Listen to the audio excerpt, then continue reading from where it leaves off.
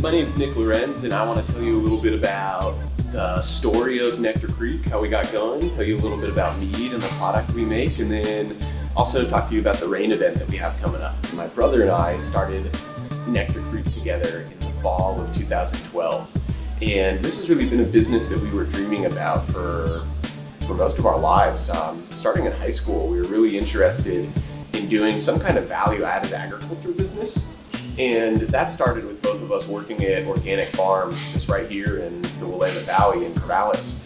And the idea just continued to progress over time. As we got older, we got more and more involved in the craft brewing world. Fast forward a handful of years, we've now gotten really into brewing. We're both doing formal education that involves craft brewing in school. And my brother now is working for a commercial bee farm.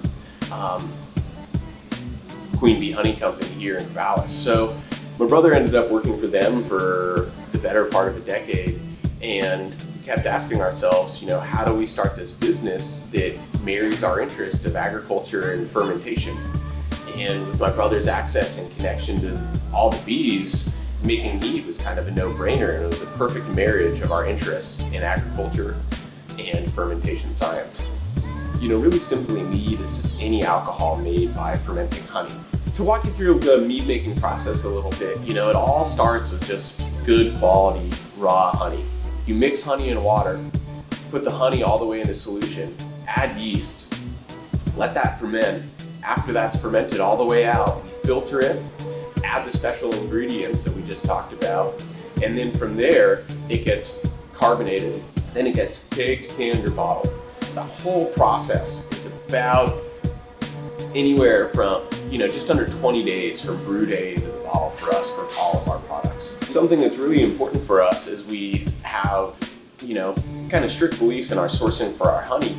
We do the same for our food, and so we have a pretty amazing menu of delicious items made from ingredients sourced locally. A lot of the vegetables we get are from a farm less than 2 miles away from us, Gathering Together Farm, just right here in Willamette, in the same town we make all of our food. If you've never had mead, or just traveling to the coast and visiting anywhere in Oregon, stopping by our tap room is definitely a must-see place. Nectar Creek started in 2012, and I was 22 years old when we got going, and my brother is just 3 years and 9 months older than me. So both of us are young guys, and we could use all of the help we could possibly get to get our feet on the ground. We had a background in making the product, but what we learned is the reality of this business is most of what we do now is running and organizing the business. And the network that we've been able to create has been the most important thing for us getting us to where we are today.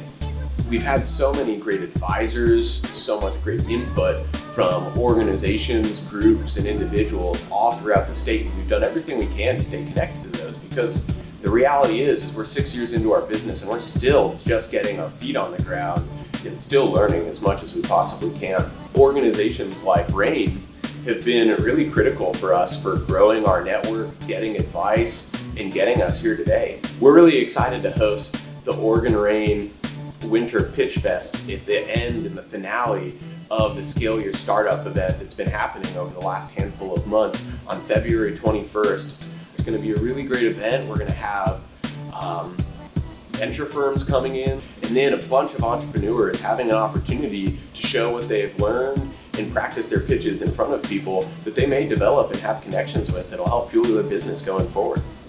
We're really excited to host the Oregon RAIN Winter Pitch Fest here at Nectar Creek.